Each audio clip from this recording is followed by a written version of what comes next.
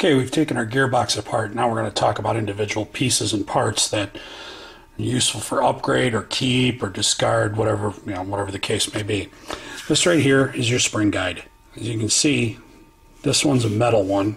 This is what I was talking about earlier when taking the gearbox apart. There's some threads in there. Typically version 2, version 3, there may be differences. Not really sure why. I don't know on the other guns if the G36 requires a screw to go back in here or not, but it is threaded anyway. And for our applications, it's not really that important. As you can see, I'll zoom in on it. The big important thing here to notice, though, is this is a metal spring guide. And right here, as we turn this is our bearing. These are bearing section. You might be able to see down inside there just a little bit, but it's bearing. Ball bearing, steel spring guide, which is excellent. Now, of course, this section here is plastic nylon. That's not the big deal. The important thing is that the main body of this is metal. And why? Because when the spring is in there and the spring is compressed, which I'm not going to do right here, but as the spring is compressed, as it releases its tension, there tends to be a circular force exerted, and on a standard plastic or nylon spring guide, you can tell as I spin the spring, you can see the bearings spin. Without that, the spring can catch on that or move, and it can crack and break. Next thing you know, you don't have a spring guide, and that's a major leading cause to piston damage and obviously your gun not working. So, of course, being an Evike Matrix purchase on this RK03 D-Boys Clash series, they decided to include one of these in there. So this is one part we will definitely be keeping for this gun without an upgrade requirement. So that's pretty impressive. And most guns usually do come with, the plastic nylon ones, and this is a good metal one, so definitely going to keep this. Next, we're going to talk about our tappet plate. And this is a simple plastic nylon piece. Of course, there's a spring that attaches to the little J-hook down here. And this triangle section here with the tooth cut out of it looks like a shark tooth. This is what rides on your gear.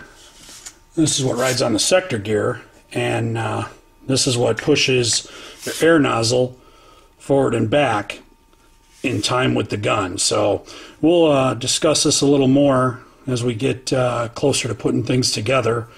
Definitely a requirement. This is one of the big pieces in it. As you can tell, I have cleaned it. It was pretty bad. Lots and lots of grease. Unfortunately, a lot of grease up here in the cradle, which unfortunately means grease back into the air nozzle, which I have right here, which we'll talk about next. But air nozzle sits on the little ridge in there. Of course, with grease up in here, you grease into the air nozzle. Not a good thing, but that's what we're here for. Next, of course, as I had mentioned, we'll talk about the air nozzle. This is pretty much standard what you can expect from the companies when you buy them. This is a stock standard air nozzle, nothing special here. This one's clear, which fortunately will allow us to demonstrate and show what's going on inside the gun at times. But the sad part is this is a non-O-ring, so what you see is what you get. It's important that when you're inspecting this and cleaning it, make sure there are no cracks. This will be a leading cause of loss of air pressure, loss of airflow, and double feeding, poor shooting. I've seen these things crack. Unfortunately, it causes a lot of problems. Also like to note that if you are doing an upgrade, since this one is clear, we can obviously tell there is not an O-ring inside. On an upgraded aluminum or even some of the plastic ones, plastic nylon, they have an inner O-ring which helps seal to the cylinder head a lot better. And we can demonstrate that. I can demonstrate that for you here real quick. This is your cylinder head. Of course, going in there, you can see how this will ride up and back as it fires. If there's an O-ring on there, you get a much better air seal, much better. And there's definitely a part that will get upgraded in this gun. Since we're holding it now, cylinder head, this is your Standard plastic nylon cylinder head. It's got a rubber backstop here. You can tell, even with 3,000 rounds, I'm pretty impressed. There isn't an impression of the piston on here yet, but there's a small O-ring. Some of them are double O-ring, a little better. This isn't the worst quality I've seen, but it could definitely be better. This will get replaced with an all-aluminum unit, but pretty much just big cleaning thing here. And as you can tell, the nozzle when we took it out was pretty dirty, and now it's nice and clear and clean. Unfortunately, this is just a grease pump for dirty grease to go straight down and hinder your airflow. So imagine even putting this thing back together stock will probably increase the FPS maybe by 5, 10, maybe even more. All depends, but yeah, the stock is pretty bad. Of course, once you're here, check your O-ring. It's important. Make sure it's not cracked, damaged. This isn't the main O-ring, this is just a cylinder O-ring, but still pretty important. Next, we'll look at the cylinder. Of course, this is an AK. It does not require anything special, no porting or anything like that. Nice and clean, straight through. Not much to talk about here. Brass, just want to make sure you don't have any major gouges or anything, and you want to clear all the major grease out from inside there. As you can tell, there's little machining marks and stuff, but nothing major.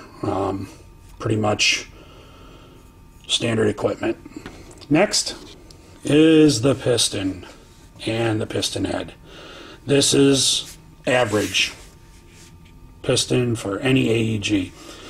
You may or may not have one metal tooth. The rest of them are going to be the nylon plastic, and so you can tell this one's in really good shape even after 3,000 rounds.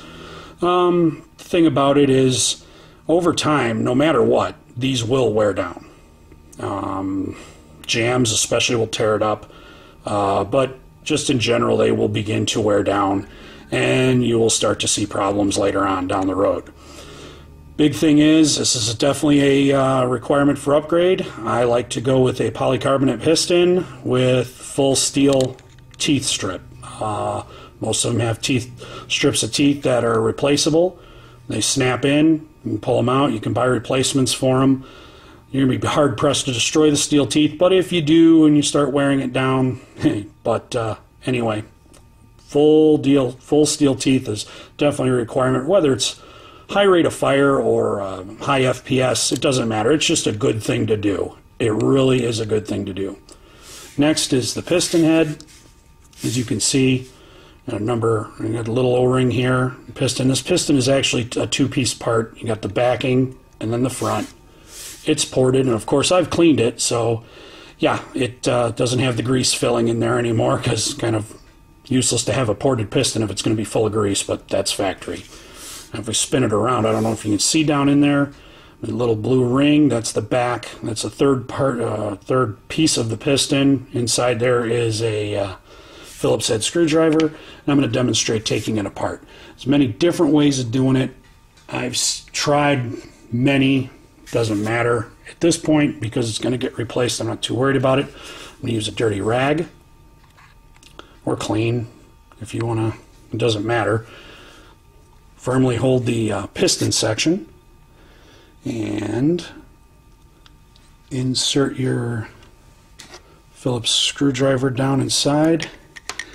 Look down there, make sure it's connected to the teeth, and then gently start to turn nice and easy. Of course, it's normal thread, so you want to turn your screwdriver to the left, making sure not to turn too far to the right, or you might strip your piston, and if you want to reuse this, be no good. Sometimes this will come out, magnetic screwdriver. Yay, I got lucky. Now, you can pull the head off. Here we have the piston head.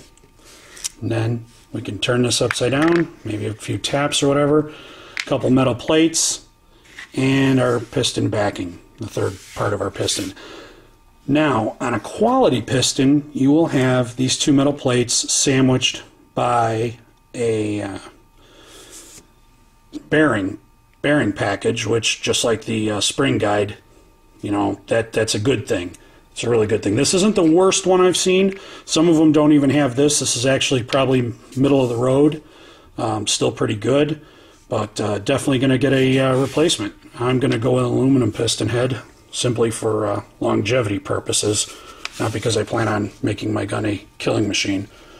But then as far as the piston goes, we'll move these. Now the 2-part piston, it's best to just put it down, put your thumb on it, press the backing off, and now here comes 2 pieces. Take your O-ring out, and there's your O-ring. Now, this O-ring's a little tough. Yeah, maybe the same, doesn't matter. But the next thing I like to do is a little secret. Number 14 plumber's O-rings. You can see number 14 here. You can get them from Lowe's, Menards, any hardware store. They're stronger. They're meant to be crushed down for a good seal. So as far as redoing your gun, it's best to pull one out. You can feel a difference. They are stronger. They're definitely stronger. And so that's definitely worth it. A couple pennies goes a long way. It's kind of hard to tell a difference between them, but trust me, there really, really is a difference. So basically at this point, you would just take it, make sure it's clean, of course, out of the package. Shouldn't be a problem, but put them back together. And then, you know, you take your piston like this. Sorry, wrong way. And just set it on there.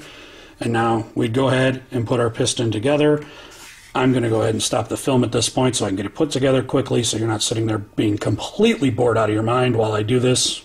And we'll be right back.